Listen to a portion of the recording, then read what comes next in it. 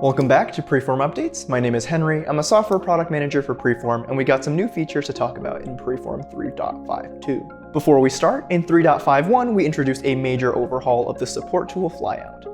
You'll see customizable touchpoint generators, presets for types of supports, and advanced structure controls. We also added support visibility options so that you can hide or adjust the transparency of your supports to better inspect your parts.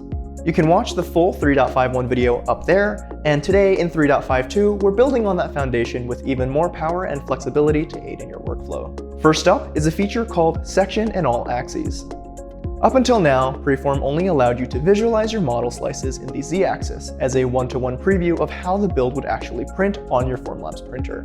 If you were manually supporting your model, this view would invert, helping you to support the undersides of your model as you sliced away at it. With more features added into PreForm like advanced supports, hollowing, texturing, hole drilling, part labeling, and more, it became harder to visualize and reach tough spots on your model, slicing in only one axis.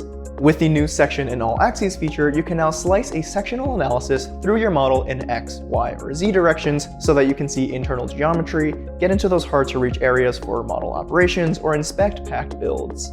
This works alongside all the other tools in both the SLA and SLS workspace, so you can keep it active while moving, rotating, or editing models, making it helpful for verifying internal details before printing. The next feature to call out is called Fill the Build. Instead of manually duplicating and laying out copies of parts, PreForm can now automatically populate the entire build platform or chamber with as many parts as will fit with whichever model or sets of models that you want.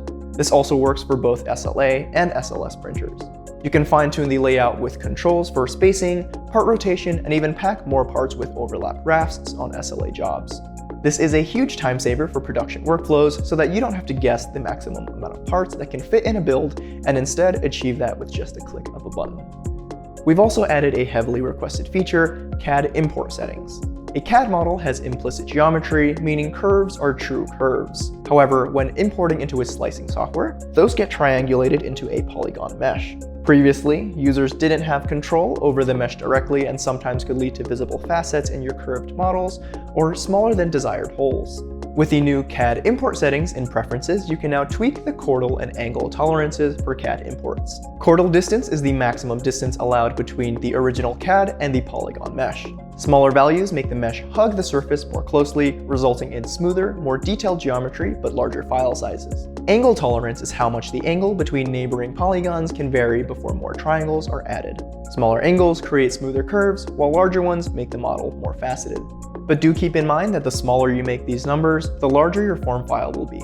Another addition is if you import a large CAD assembly with multiple components, PreForm can now split them into individual parts, ready for orientation, support, and layout. Lastly, you can now toggle the real-time print estimator on or off to increase performance for large and more complex builds. You can still calculate the more accurate print time by clicking the Calculate Print Time Estimate button. That's every new feature in PreForm 3.52. As always, please share your feedback through the PreForm feedback button and feel free to start discussions around certain topics, feature requests, or questions over at the Formlabs forums when you want input from the Formlabs team, but also our amazing users. Thank you for watching, and we'll see you in the next one.